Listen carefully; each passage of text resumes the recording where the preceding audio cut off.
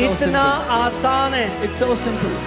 इतना धर्म ने इतना कॉम्प्लिकेटेड बना दिया है। Religion has made it so complicated. अपने दोनों हाथ ऐसे करो और बिलीविंग मानना, स्पीकिंग, बोलना, बिलीविंग मानना, स्पीकिंग, बोलना. Simple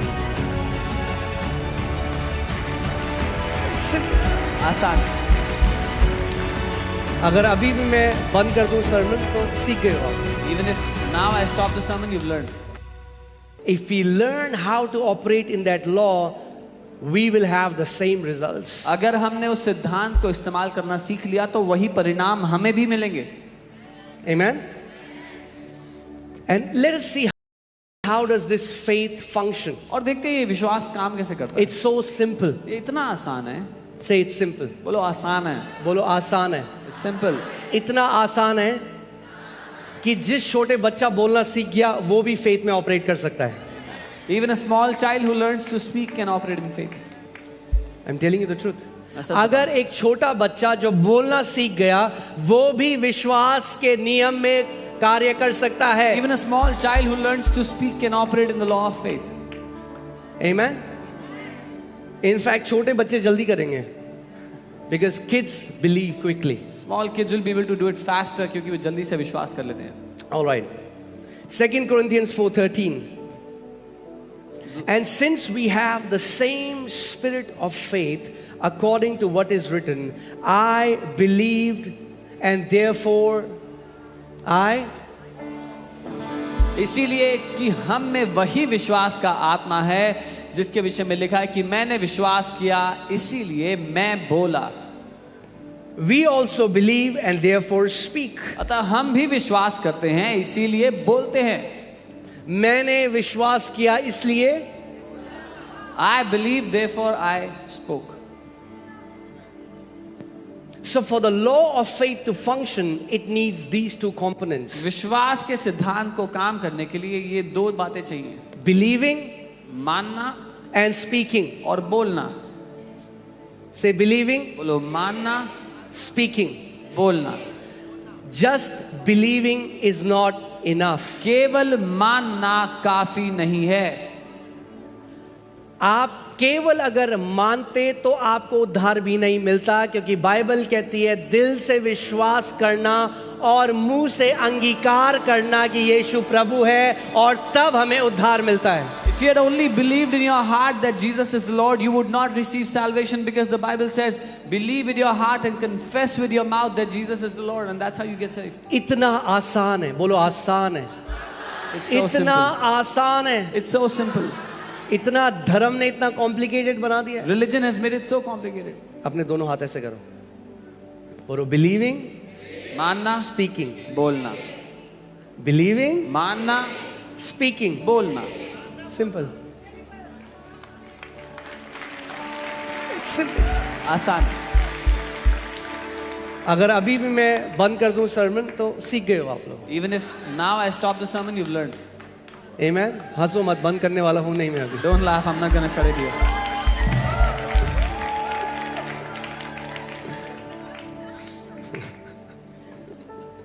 Amen. फिर से बोलो, it's simple. बोलो आसान है. Believing, मानना, speaking. बोलना. Believing, मानना, speaking. बोलना.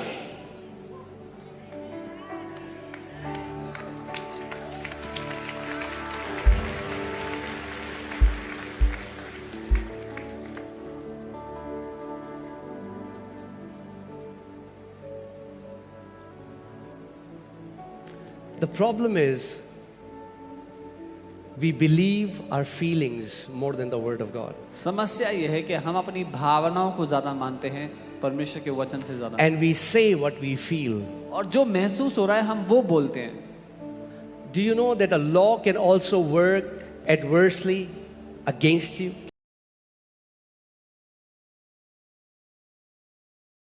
मैंने आपको क्या बताया था, जो सिद्धांत परमेश्वर ने बनाए, गुरुत्वाकर्षण का लॉ किसने बनाया? Who made the principle of gravity? Come on, talk to me. किसने बनाया? परमेश्वर ने. God made it. एक बच्चा छत में खेल रहा है, child पतंग उड़ा रहा है, Playing on उड़ाते the उड़ाते roof, पीछे गया. flying a kite, went back and fell. The law doesn't care. सिद्धांत को परवाह नहीं है. The law is impersonal. सिद्धांत व्यक्ति विशेष के लिए नहीं है. So many people died when they fell from building बहुत से लोग गिरकर मर गए building, because of this law which was made for our benefit. उस नियम की वजह से जो हमारे भले के लिए बनाया गया. Are you guys with me? In the same way, ठीक वैसे ही when you believe your feelings and when you voice it out again and again, जब the आप- same law starts to operate and you get what you're saying. जब आप अपनी भावनाओं को मान बैठते हो और बार बार उनको बोलते रहते हो, तो मानने और बोलने के द्वारा वही नियम आपके खिलाफ काम करता है. इसीलिए परमेश्वर का वचन कहता है in Proverbs 18:21, मृत्यु और जीवन मनुष्य की जीभ में है और जो वो बोलेगा वही वो उसके फल भी खाएगा. That's what the Bible says in Proverbs 18:21. Death and life are in the power of the tongue, and he who learns to use it will eat its fruit. I know you must be saying, man, how many times will you preach this message? मुझे पता आप कह रहे होगे कितनी बार सिखाओगे ये वाला संदेश, जब तक यीशु मसीह वापस नहीं आ जाते. until Jesus comes back. Because we need to hear it again and again. Do you know where we stumble the most? क्योंकि It's हमें not in बार-बार our सुनने की action, होता है. it's in our words. हम कहाँ लड़खड़ाते हैं पता है? हमारे कामों में नहीं, हमारे शब्दों में. We stumble the most in our words. सबसे ज्यादा अपने शब्दों में हम लड़खड़ाते हैं. And the Bible says a godly person, a spiritual man is somebody who can learn to tame his tongue. और बाइबल कहती है कि ईश्वरीय व्यक्ति वो है जो अपनी जीभ पर लगाम लगाना सीख लेता है. Because if you can learn to control your tongue, the Bible says you can control your entire body. क्योंकि अगर अपनी जीभ पर आपने लगाम लगाना सीख लिया तो अपने पूरे शरीर को आप काबू में रख लोगे. पास्टर जी, हमसे तो बाइबल पढ़ी ही नहीं जाती. Oh, Pastor, I cannot. हमसे बाइबल पढ़ी ही नहीं जाती. Cannot read the Bible. हमसे बाइबल पढ़ी ही नहीं I जाती. cannot read the Bible. हमसे बाइबल पढ़ी ही नहीं जाती. cannot read the हमसे बाइबल पढ़ी ही नहीं जाती. cannot read the Bible. Soon a law comes into motion. जल्दी ही एक नियम लागू हो जाता है. You are saying it, आप कह रहे हो and the more you say it, you'll start to believe और it. जितना कहोगे उतना मान लोगे. And you set a stronghold in your mind which will not let you read the word of God because you have declared it thousands of times. और अपने मन में ऐसा दृढ़ गढ़ बना दोगे जो आपने हजारों बार घोषणा कर करके ठहरा दिया अपने लिए. But you know how it started? पर पता है शुरू कैसे It हुआ था? started one day you didn't feel like reading the Bible. शुरू हुआ था कि एक दिन आपका मन नहीं कर रहा था बाइबल पढ़ने का, So you voiced it out. तो आपने बोल दिया, And then you said it again. फिर आपने दोबारा And बोल then you दिया, said it again. फिर तीसरी बार बोल दिया. हमसे बाइबल पढ़ी नहीं जाती. I cannot read the Bible. बोलना शुरू करो. Start I saying. love the word of God. Start saying, मुझे परमेश्वर के वचन से प्यार है. I love the word of God. मुझे परमेश्वर के वचन से प्यार है. I love the word of God. मुझे प्यार है परमेश्वर के वचन से. क्या होगा? What will happen? As you keep saying, जैसे आप बोलते you will रहोगे, keep believing, आप मानने and लग as जाओगे, you will start और believing that जैसे you are a मानने lover लगोगे, of the word of God, कि आप वचन के प्रेमी हो, automatically you will find your delight in the word. You'll like this man who's thirsty, you will go to the word and you will drink it and you will eat it day and night and get filled. आपको स्वयं अपना आनंद उस वचन में मिलेगा और दिन रात उस व्यक्ति की तरह जो भूखा प्यासा है वचन में ढूंढते रहोगे. Amen? Because we think words are just, word is what? Noise. क्योंकि हमें लगता है हल्ला ही तो है, आवाज ही तो है, शब्द. Have you heard people will say something destructive, toxic, and then they say, oh, I didn't mean that. लोग कुछ हानिकारक कहेंगे अपने लिए, कह रहे हैं मैं तो ऐसे ही कह रहा था, I didn't mean that. मैं तो यूं ही कह रहा था. That's okay for you said it 1-2 times, but if you keep saying that, that becomes your everyday declaration. It's very dangerous. एक दो बार बोल दिया ठीक है, लेकिन अगर हर दिन बोल रहे हो तो वो आपकी घोषणा है और बहुत खतरनाक है आपके लिए. Amen? So what are the two ingredients of the spirit of faith? क्या है वो विश्वास की आत्मा की दो मुख्य बातें? Believing मानना and speak. और बोलना. Since we have the same spirit of faith, we believe and therefore we spoke. क्योंकि हमारे पास वही विश्वास का आत्मा है, हमने माना और इसीलिए हमने बोला. Amen? That means इसका मतलब if you really want to know what you believe, अगर आप सच में जानना चाहते हो आप क्या मानते हो, hear what you are speaking when you're not consciously speaking. तो सुनो कि आप क्या बोल रहे हो जब आप ध्यान नहीं दे रहे हो. तो Because then you are speaking what is hidden in your heart. क्योंकि तब आप वो बातें बोल रहे हैं जो आपके दिल में छुपी हुई हैं.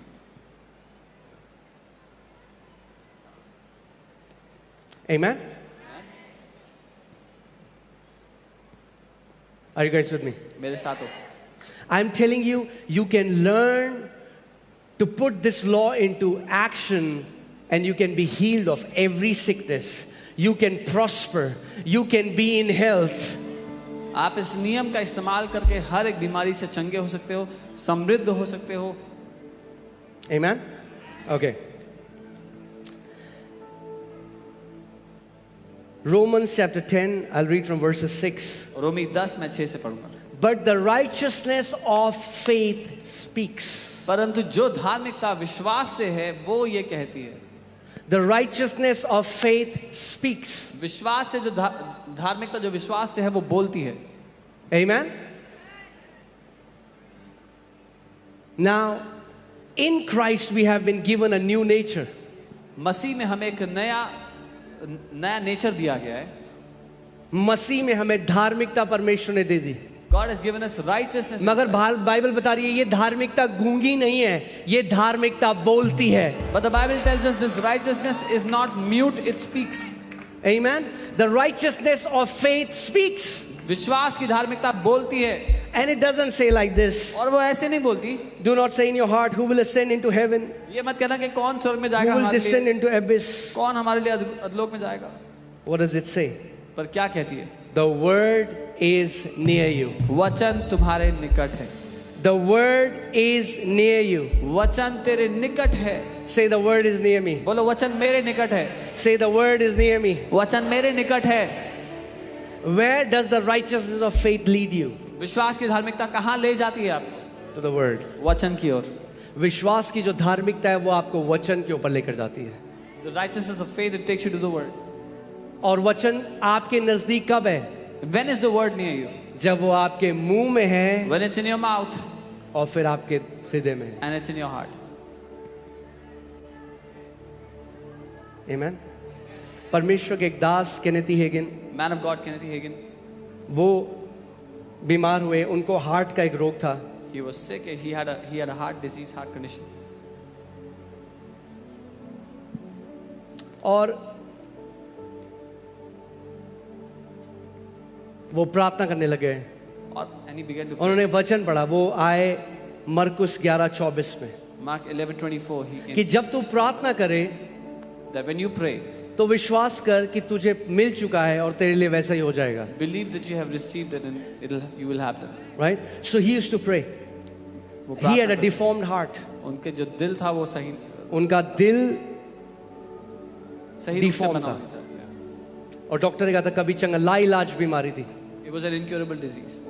और वो कांस्टेंट दर्द में रहते थे. He was in pain उनसे constantly. सांस नहीं ली जाती थी. He तो वो couldn't क्या breathe. करते थे? उन्होंने प्रे करा, प्रभु तेरा वचन कहता है तेरे कोड़े खाने से मैं चंगा हो गया हूँ.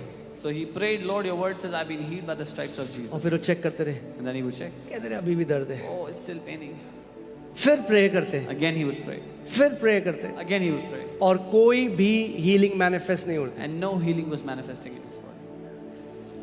सो एक दिन वो परमेश्वर से कहते, प्रभु मेरे को इतना समय हो गया, मैंने विश्वास किया, मैंने सब कुछ किया, मगर तूने मुझे चंगा नहीं किया. So one day he was telling the Lord, Lord, I've believed, I've done everything, you've not healed me. The Lord took him to this scripture and the Lord said, what did I say in my word? प्रभु उनको इस वचन पर ले आया और कहा, मैंने अपने वचन में क्या कहा था? That you have to believe that you have received first कि तुम्हें and then you will have it. कि तुम्हें ये मानना होगा कि तुम्हें मिल गया है, पहले ये मानना होगा और तब तुम्हें मिल जाएगा. पहले ये विश्वास करना होगा कि आपके साथ वो हो गया है, फिर वैसा हो जाएगा. First you have to believe that it has already happened to you and then it will happen. फिर वो समझे मैं कहाँ गलती कर रहा हूँ. Then he understood where he's उन्होंने missing. कहा हर समय जब मैं प्रार्थना करता हूँ, He said every time when I pray, उसके बाद मैं अपने शरीर को चेक करता हूँ after that I check my body और मैं शरीर से पूछता हूँ कि मैं चंगा हुआ कि नहीं and हुआ. I ask my body, am I healed or not? उन्होंने कहा मेरा शरीर मुझे नहीं बताएगा मैं चंगा हुआ कि नहीं हुआ, वचन अगर कहता है तो मैं उस पर विश्वास करूंगा. He said the body will not tell me if I'm healed or not if I have believed because the word has told me that I'm healed. So he prayed. उन्होंने प्रार्थना किया. He said, now this time उन्होंने कहा इस बार I'm going to believe. मैं ये मानूंगा. See, Many Christians don't know how to believe. कई विश्वासियों को मानना नहीं आता. We look for feeling हम भावना को ढूंढते हैं. when God said to believe for healing. जब परमेश्वर ने चंगाई के लिए मानने के लिए बोला,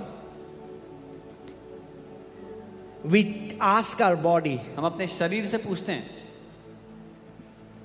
So he said this time, तो उन्होंने कहा इस बार, he said, Lord, according to your word, बोला प्रभु आपके वचन के I stand on Mark 11:24. मैं मरकुस 11:24 पे खड़ा होता हूँ. I believe मैं ये मानता हूँ I have received my कि healing मैंने अपनी चंगाई ले ली है in Jesus' name. यीशु के नाम. Amen. आमेन.